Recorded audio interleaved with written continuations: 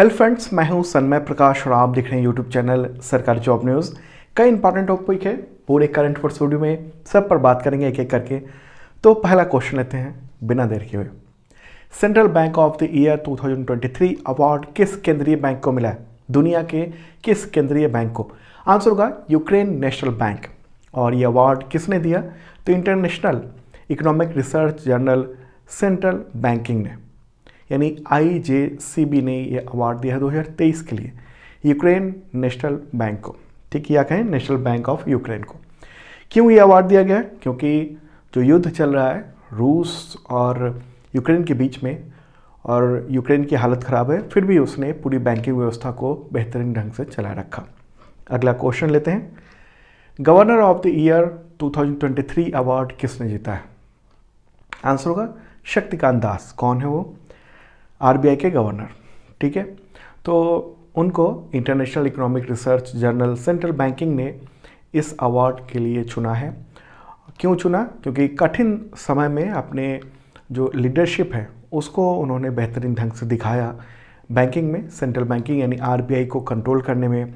और जो इस वक्त दुनिया की अर्थव्यवस्था की ख़राब हालत है, उसके बावजूद आप देख रहे हैं कि अमेरिका के बैंक डूब रहे हैं, यूरोप के भी बैंक की हालत ख़राब है, लेकिन इंडिया में बैंकिंग स्थिति बेहतर है। ओके, तो शक्तिकांत दास IAS अधिकारी रह चुके हैं 1980 बैच के, 1980 बैच के। कब बने थे वो RBI के गवर्नर? तो 12 दिसंबर 2018 को, और वे 25वें गवर्नर हैं RBI के। उर्जित पटेल के बाद इनको मिला था गवर्नर का दायित्व।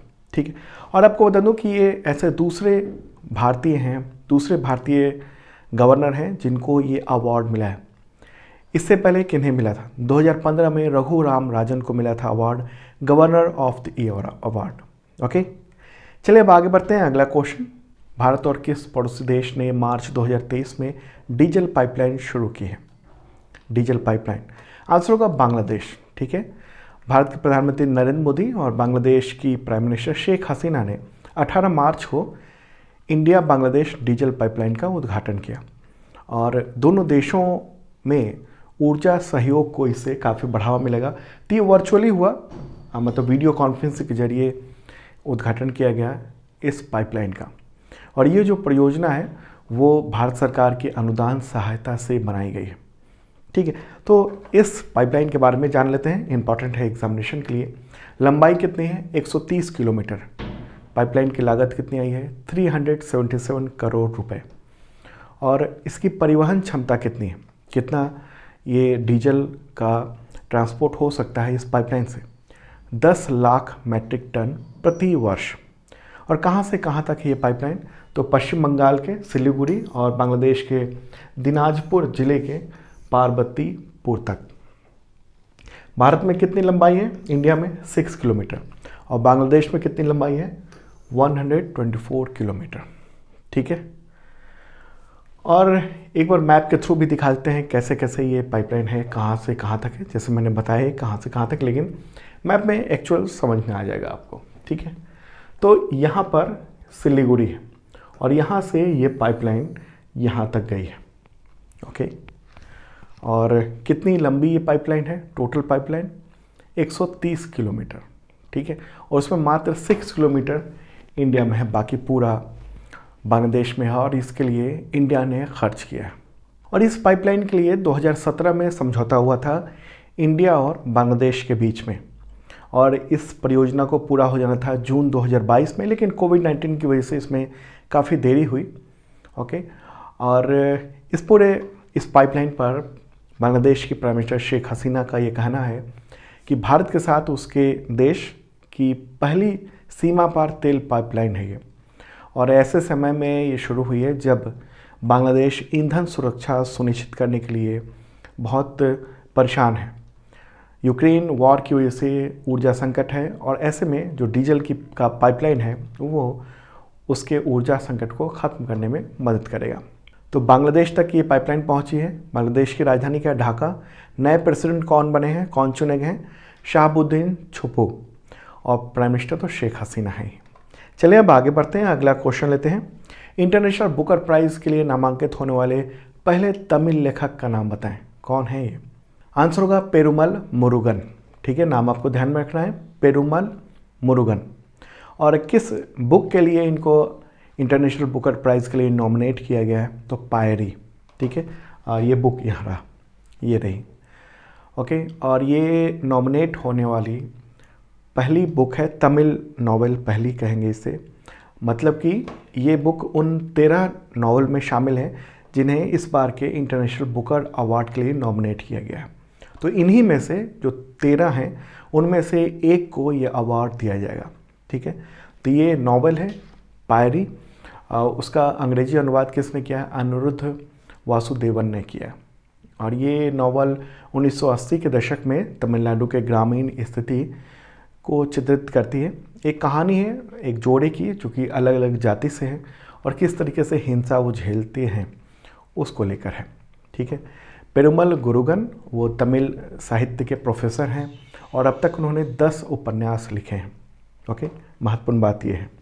अच्छा, एक सवाल ये हो सकता है कि हिंदी की पहली लेखिका कौन है जिन्हें इंटरनेशनल बुकर प्राइज़ मिल चुका है? तो वो हैं गीतांजलि श्री। किसके लिए? रेत समाधि बुक के लिए। ठीक है, इंटरनेशनल बुकर प्राइज़ जो है ना, उसे पहले मैन बुकर अवार्ड भी कहा जाता था, बाद में नाम चेंज कर दिया गया था। और इसमें यह है कि ऐसे साहित्यिक प्रकाशन को दिया जाता है अवार्ड जिसका ट्रांसलेशन इंग्लिश में हो गया हो। आगे बढ़ते हैं, अगला क्वेश्चन। राष्ट्रपति ने इंडियन नेवी के किस गनरी स्कूल को मार्च 2023 में प्रेसिडेंट कलर से सम्मानित किया? President colour award. आंसर होगा INS द्रोणाचार्य। क्या है नाम? INS द्रोणाचार्य। ठीक है, ये देख रहे हैं इस तरीके से ये अवार्ड दिया जा रहा है। ये भारतीय नौसेना का गनरी स्कूल है। कहाँ पर है ये? कोच्चि, केरल में स्थित है। और यहाँ पर छोटे हथियार, नौसैनिक मिसाइल, तोपखाने, रडार, डिफेंस संबंधित तमाम ट्रेनिंग दी जाती है नेवी की ओर से। ओके, और इस स्कूल में इंडिया के साथ साथ श्रीलंका, मालदीव, मॉरिशस जैसे जो फ्रेंडली कंट्री है उन सब के नौसैनिक भी ट्रेनिंग लेते हैं। ओके, तो फोटोग्राफ देख रहे हैं आप, जब ये प्रेसिडेंट कलर अवार्ड दिया गया INS द्रोणाचार्य को। यहाँ पर है राष्ट्रपति, यहाँ पर बैठिए, और साथ में वहाँ के मुख्यमंत्री हैं केरल के P विजयन, और गवर्नर हैं। गवर्नर कौन है केरला के? तो वो हैं आरिफ मोहम्मद खान। यहाँ पर है ये गवर्नर, ये मुख्यमंत्री और राष्ट्रपति बीच में। और इंडियन नेवी की बात कर लें, अभी चीफ कौन है इंडियन नेवी के? Admiral R Hari Kumar. और CDS कौन है? कमेंट बॉक्स में आप लोग बताना मुझे कि अभी भारत के चीफ ऑफ डिफेंस स्टाफ कौन हैं। अगला क्वेश्चन, सरस्वती सम्मान पुरस्कार 2022 के विजेता का नाम बताएं। आंसर होगा शिव शंकरी। ठीक है, और फोटोग्राफी ये रहा। किसने घोषणा की या कहें किसके द्वारा ये अवार्ड दिया जाता है? के बिरला फाउंडेशन के द्वारा दिया जाता है। ठीक है, और शिव शंकरी ये तमिल लेखिका हैं। और किसके लिए अवार्ड दिया गया है? उनके किस बुक के लिए? तो आत्मकथा है उनकी सूर्यवंशम, उसके लिए उनको सरस्वती सम्मान के लिए चुना गया है। उनकी कुछ उपन्यास जो हैं उन पर फिल्में भी बन चुकी हैं। उनका जन्म हुआ था 1942 में। और के बिरला फाउंडेशन के द्वारा ये अवार्ड दिया जाता है और ऐसे साहित्यकार को दिया जाता है जो भारत में जिनका प्रकाशित हुआ हो किसी भी भाषाओं में। और के बिरला फाउंडेशन जो है ना कई तरह के अवार्ड देता है। कौन कौन से अवार्ड? एक है सरस्वती सम्मान जो कि अभी मिला है किसको? शिव शंकरी को। व्यास सम्मान, अभी व्यास सम्मान मैंने बताया था किन्हें मिला था? ज्ञान चतुर्वेदी, उनको चुना गया। इसके अलावा बिहारी पुरस्कार है, शंकर पुरस्कार है, वाचस्पति पुरस्कार, घनश्याम दास बिरला पुरस्कार। तो ये सब अवार्ड दिए जाते हैं। अगला क्वेश्चन लेते हैं। उससे पहले बता दूं कि ये जो आप देख रहे हैं वीडियो, इसका इंग्लिश और हिंदी दोनों वर्जन में PDF अवेलेबल है। इस वीडियो के डिस्क्रिप्शन में चेक कर लेना, या आप सरकारी जॉब न्यूज़ का जो ऐप है वहाँ से डाउनलोड कर सकते हैं। और अगर आप weekly, monthly, quarterly, yearly PDF तमाम पिछले वक्त के डाउनलोड करना चाहते हैं तो उसके लिए 1 ईयर का मेंबरशिप है और बहुत मामूली सी रकम है। उसमें आपको 1 साल तक करंट अफेयर्स का PDF मिल जाएगा। कई तरह के PDF होते हैं, उसमें 1 लाइनर भी होता है, MCQ भी होता है, MCQ विद डिटेल्स भी होता है। इसके अलावा मॉक टेस्ट है करंट अफेयर्स का, वीकली, मंथली, और टेस्ट सीरीज़ है तमाम तरह के एग्जामिनेशन के लिए। बुक्स पे छूट भी मिलती है।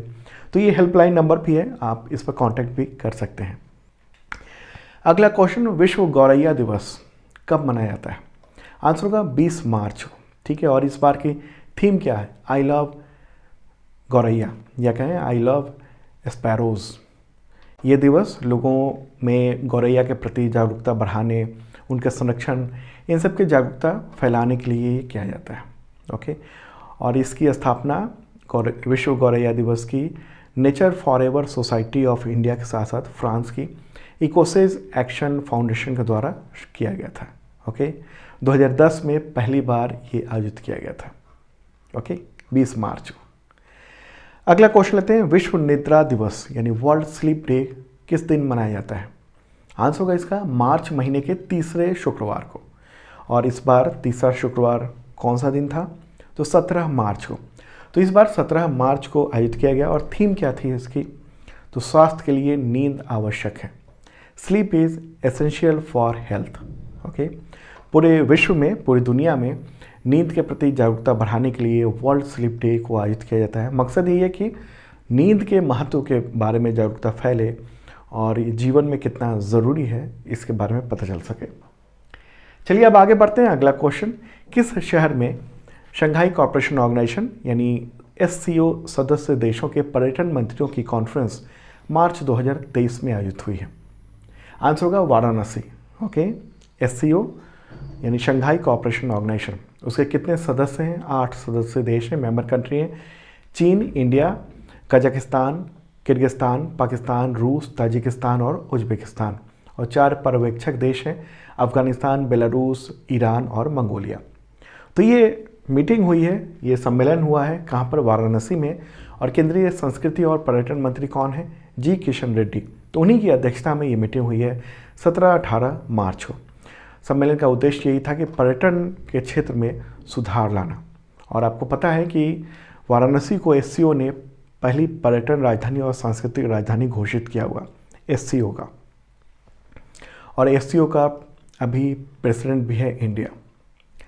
अगला क्वेश्चन, नेपाल के नए उपराष्ट्रपति कौन चुने गए हैं? क्या नाम है उनका? आंसर होगा राम सहाय प्रसाद यादव। नाम ध्यान में रखना है, क्या है? राम सहाय प्रसाद यादव। विदेश के तीसरे उपराष्ट्रपति चुने गए हैं, मतलब इससे पहले 2 राष्ट्रपति रह चुके हैं, तीसरे राष्ट्रपति हैं। और नेपाल में अभी हाल ही में राष्ट्रपति चुनाव भी हुआ था और उसमें किसे चुना गया था? रामचंद्र पौडेल को चुना गया था राष्ट्रपति। और उपराष्ट्रपति किसे चुना गया है? राम सहाय प्रसाद यादव। ओके, तो इन्हें चुना गया है। नेपाल मैप में ये रहा, ठीक है। आगे बढ़ते हैं, अगला क्वेश्चन आते हैं, केंद्र सरकार ने रेलवे को शुद्ध शून्य यानी नेट ज़ीरो कार्बन उत्सर्जक बनने का लक्ष्य किस वर्ष को तय किया है? आंसर होगा 2030 तक के लिए। तो रेल मंत्री अश्विनी वैष्णव ने लोकसभा में इसकी जानकारी दी, एक सवाल हुआ था उसी के जवाब में। तो 2030 तक नेट जीरो कार्बन उत्सर्जक बनने का लक्ष्य रखा गया है रेलवे के लिए। और इस लक्ष्य को पाने के लिए 2030 तक, इस लक्ष्य को पाने के लिए 2 चरणों में प्लान है। पहले ये कि दिसंबर 2023 तक इलेक्ट्रिक ट्रेनों का पूर्ण परिवर्तन हो जाएगा, मतलब कि जो भी अभी डीजल की ट्रेनें चल रही हैं, कुछ चुनिंदा हैं, तो वो कन्वर्ट हो जाएंगी इलेक्ट्रिक ट्रेनों के रूप में। मतलब दिसंबर के बाद, दिसंबर 2023 के बाद देश में कोई भी डीजल ट्रेन नहीं होगी। ओके, दूसरी बात क्या है कि 2030 तक मुख्य रूप से जो गैर जीवाश्म स्रोत हैं उसी के माध्यम से ट्रेनों और स्टेशनों का संचालन होगा, बिजली वहाँ पहुँचाई जाएगी। गैर जीवाश्म यानी जैसे सोलर हो गया, हाइड्रोजन हो गया, इस तरह के जो गैर जीवाश्म यानी फॉसिल फ्यूल जो नहीं है उससे संचालन होगा। और इसी तरीके से ये लक्ष्य को पूरा करने का प्लान है। और ख़ास बात है कि रेलवे ने इस टारगेट को पूरा करने के लिए अभी से ही जो सोलर एनर्जी है इन सब को ख़रीदना शुरू कर दिया है और अपनी तरफ से डिमांड को बता दिया है मार्केट को, ठीक है। और रेलवे के इस कदम से भारत को 2030 तक अपने कार्बन उत्सर्जन 33% कम करने में मदद मिलेगी। ओके, नेट ज़ीरो कार्बन उत्सर्जन का मतलब क्या होता है? इसका मतलब ये होता है कि कार्बन उत्सर्जन उतना ही किया जाए जितना इसे सोखने की क्षमता हो। तो दोस्तों ये था इम्पॉर्टेंट करंट अफेयर्स। और भी क्वेश्चन है उसको कल के करंट अफेयर्स में मैं शामिल कर दूंगा। आज थोड़ी देर हो रही थी तो फटाफट जल्दी से बनाने में कुछ क्वेश्चन और भी हैं जो रह गए हैं। तो नेक्स्ट वीडियो में कल मॉर्निंग को सुबह 7 बजे देखना मत भूलना।